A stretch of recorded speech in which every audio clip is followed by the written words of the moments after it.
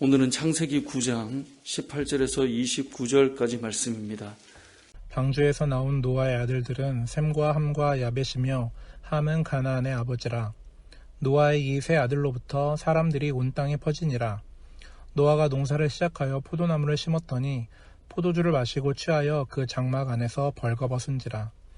가나안의 아버지 함이 그의 아버지의 하체를 보고 밖으로 나가서 그의 두 형제에게 알림해 셈과 야벳이 옷을 가져다가 자기들의 어깨에 메고 뒷걸음쳐 들어가서 그들의 아버지의 하체를 덮었으며 그들이 얼굴을 돌이키고 그들의 아버지의 하체를 보지 아니하였더라. 노아가 술이 깨어 그의 작은 아들이 자기의 행한 일을 알고 이에 이르되 가나안은 저주를 받아 그의 형제의 종들의 종이 되기를 원하노라 하고 또 이르되 셈의 하나님 여호와를 찬송하리로다. 가나안은 셈의 종이 되고 하나님이 야벳을 창대하게 하사 셈의 장막에 거하게 하시고 가나안은 그의 종이 되게 하시기를 원하노라 하였더라. 홍수 후에 노아가 350년을 살았고 그의 나이가 950세가 되어 죽었더라. 아멘.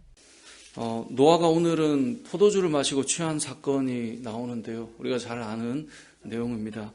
21절 말씀에 보면 포도주를 마시고 취하여 그 장막 안에서 벌거벗은지라 라고 말씀하고 있습니다. 벌거벗었다라고 하는 것은 우리가 창세기에 이미 우리가 본 것처럼 하나님 앞에 범죄한 이후에 이 죄로 인하여서 벌거벗은 줄을 깨달았던 부분이 이 아담과 하와의 죄로부터 나왔죠. 여기서 벌거벗었다라고 하는 것은 죄로 인해 부끄러움이 드러나 있는 상태를 이 노아도 지금 경험하고 있는 것입니다. 잘 보면 이 아담과 하와의 어떤 출발처럼 노아도 이제 새로운 인류를 시작하면서 하나님께서 동일한 어떤 복을 주셨는데 노아 역시 완전한 사람은 아니다라는 것을 보여주고 있는 것이 이제 오늘 본문의 내용입니다. 분명히 우리가 생각해 보면 홍수 전에는 사람들이 조롱하고 비웃고 여러 가지 유혹들이 있었음에도 믿음을 잘 지키며 하나님과 동행하며 순종하며 그의 사명을 잘 감당했던 노아인데 홍수가 끝나고 이제 뭔가 평안함이 찾아오고 하나님과 언약을 맺고 이 상태인데 노아는 오히려 이 포도주를 마시고 벌거벗은 상태로 등장한다라고 하는 것이 오늘 본문에 나오는 모습입니다. 어찌 보면 우리가 생각할 땐 좀 이 의외의 상황일 수 있습니다. 뭔가 좀 평안함이 찾아왔고 하나님께서 주시는 복의 이 연속에 이어져야 될 것 같은데 여기에 벌거벗은 노아가 등장하는 것이죠. 그런데 이것을 잘 생각해 보면 우리의 이 영적인 상태의 모습과도 많이 닮아 있습니다. 신자들의 삶도 비슷한 게 우리가 고난이 있고 힘겨운 일이 있으면 우리는 더 기도하게 되고요. 우리에게 부여된 사명이 조금 힘들어도 그걸 감당하며 나아갈 때는 하나님께 온전히 집중합니다. 더욱 강해져요. 선교를 준비하거나 전도를 나갈 때 당연히 힘든 일이 앞에 있는데 그것은 영적 전쟁이고 우리에게는 더 어려움으로 밀려올 텐데 우리가 그런 것을 준비할 때는 핍박이 있어도 더 강해지고 더 하나님 앞에 매달려 있죠. 성도의 삶은 사명을 따라서 살아갈 때는 더 치열하고 힘있게 살아갑니다.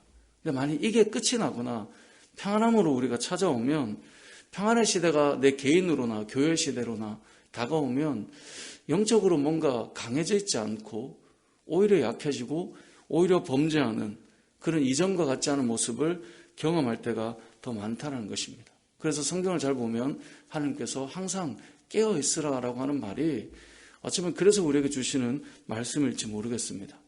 다윗의 인생도 잘 보면 그가 사울에게 쫓겨다닐 때나 그가 어떤 하나님께서 세운 왕으로서의 역할을 감당하기 위해서 치열하게 살 때는 정말 영적으로 뜨거웠고 그리고 하나님 앞에 온전히 매달렸는데 이제 뭔가 나라가 안정되고 본인이 뭔가 이 평안기에 찾아올 때 그때 이제 범죄하기 시작하거든요. 그러니까 우리의 인생이 많이 닮아 있다는 것입니다. 교회 시대도 마찬가지입니다. 여러분 교회 역사를 보면 초대교회 역사에는 교회는 엄청난 핍박의 시대고 순교의 시대였습니다. 그 어려울 때 교회가 영적으로 더 뜨거웠고 수많은 은사의 역사를 경험했고 교회는 수많은 순교자를 배출했음에도 불구하고 더욱 부흥하고 왕성했었습니다. 그런데 그랬던 교회가 기독교가 공인을 받고 국교가 되고 그러면서 점점 교회는 쇠락해 가게 됩니다.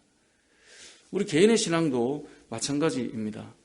우리가 하나님 앞에 열심으로 헌신하고 살아갈 때, 예를 들면 우리가 그런 경우 있잖아요. 와, 내가 왕년에 좀 했었지.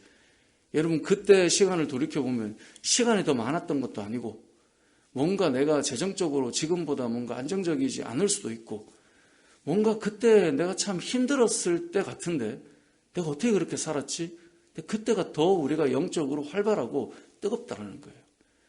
신자들의 삶은 뭐 시간이 부족해서 뭐 이런 개념이 아닙니다. 뭐 이 주의 일을 하는 게 너무 많아서 다 감당하고 다 할 수 있는데 그걸 접는 순간 우리가 더 뜨겁고 영적으로 깨어 있느냐?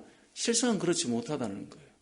우리의 삶은 하나님 앞에 살아갈 때 사명을 감당하고 살아가고, 때로는 세상의 조롱을 받기도 하지만 사명을 감당하고 복음을 전하고 그럴 때가 더 강력하다는 거예요.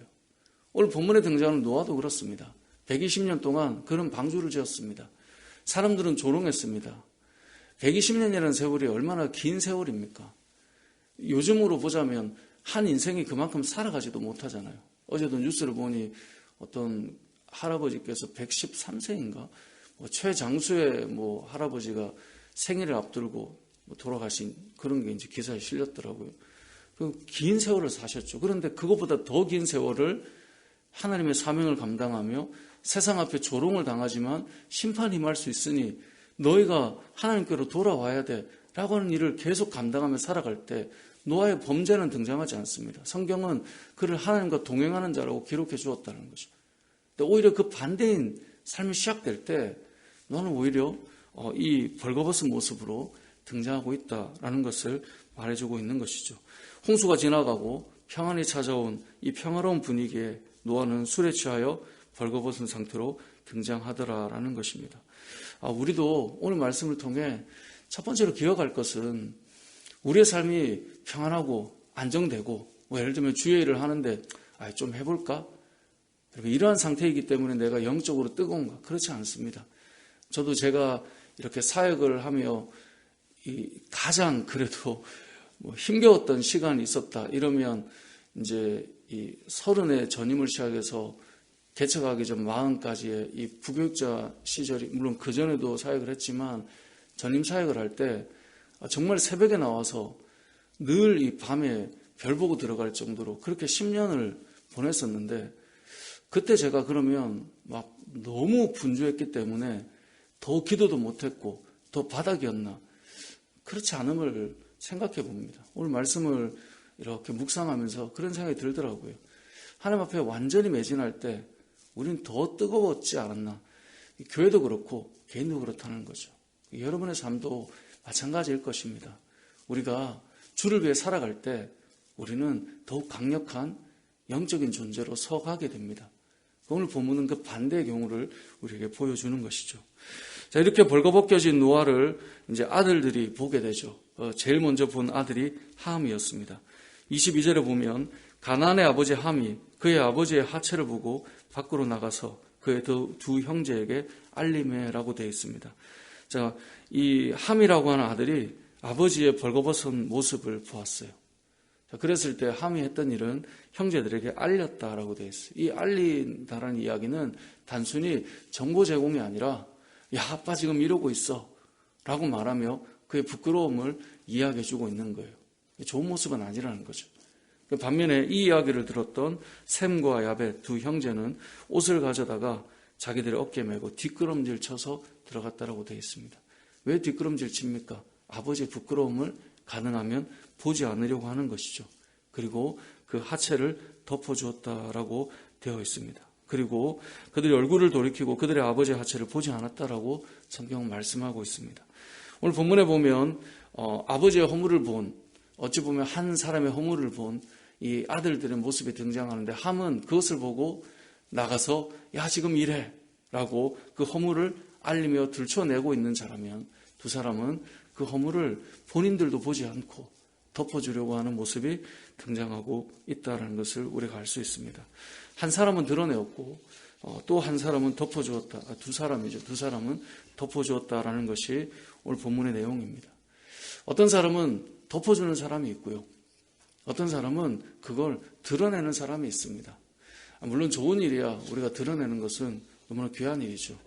근데 살아가다 보면 허물이 없는 사람은 없습니다. 근데 그 허물이 드러나 있는 경우들이 있죠. 그런 때는 참 많이 힘이 들게 됩니다. 그래서 우리가 말을 해보면 어떤 분들은 참 좋은 말들이 나오는 분들이 있습니다. 어떤 분들은 흠이 잡힐까 두려운 사람들이 있습니다. 여기 본문에 등장하는 사람이 그 두 부류의 사람을 보여주고 있는 것입니다. 예전에도 그런 말씀 드렸지만 사랑이라고 하는 것은 허물을 덮어주는 것입니다. 성경에는 나오죠. 베드로전서 4장 8절에 보면 무엇보다 뜨겁게 서로 사랑할지니 사랑은 허다한 죄를 덮느니라 라고 되어 있습니다. 사랑은 허다한 죄를 덮어준다는 것입니다. 사랑하면 가려줍니다. 누가 제일 그 역할을 잘 감당합니까? 부모님들이죠. 부모님이 자녀의 커가는 모습을 누구보다 잘 보잖아요. 근데 저는 어떤 부모님도 자신의 자녀들이나 가족의 허물을 그냥 막 내뱉는 사람들은 없더라는 거죠. 물론 연약함들을 말하고 기도 제목을 낼 때도 있긴 하지만 그게 허물을 드러내려 함이 아니라 기도의 제목으로 삼고 함께 중보를 요청할 때는 있지만 그 표현조차도 부끄럽지 않게 하는 모습들을 참 많이 봐왔습니다. 왜 그렇습니까? 그 안에 사랑이 담겨 있어서 그래요. 사랑하면 덮어줘요. 사랑하면 좋지 않은 것을 가능하면 보지 않으려고 해요. 좋은 면만 보려고 해요. 그러니까 자식 이야기하면 다 좋은 쪽으로 많은 이야기들을 하는, 우리는 이런 게 참 귀해. 왜 그렇습니까? 사랑하니까 그렇거든요. 가려주고 덮어주는 것입니다.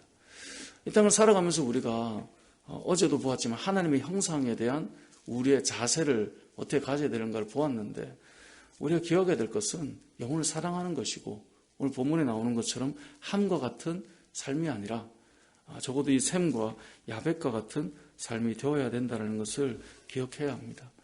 이러한 삶을 살아갈 때 하나님의 복을 받는다고 생각합니다.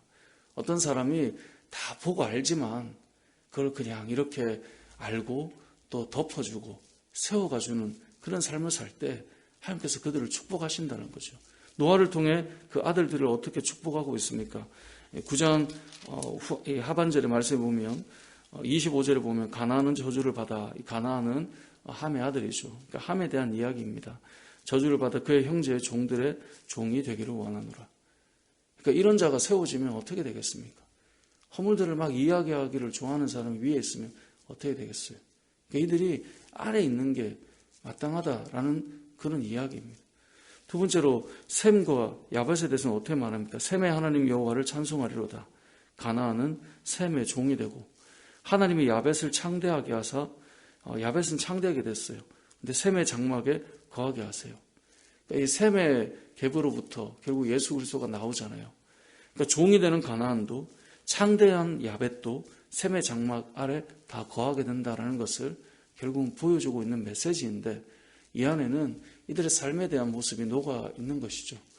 이 땅을 살아가면서 저와 여러분의 삶이 다른 이들을 좀 이렇게 덮어주는 그러한 어떤 삶과 또 사역과 또 인생이 되었으면 좋겠습니다. 한 가지를 더 생각하면 오늘 본문에 이 세 아들에 대한 내용을 우리가 많이 집중하지만 저는 이 노아의 허물이라고 하는 것 자체를 더 좀 생각했으면 좋겠습니다. 생각해 보면 노아가 이 세 아들에 대한 평가와 거기에 대한 저주와 축복을 하지만 그 출발이 결국 노아 자신이잖아요.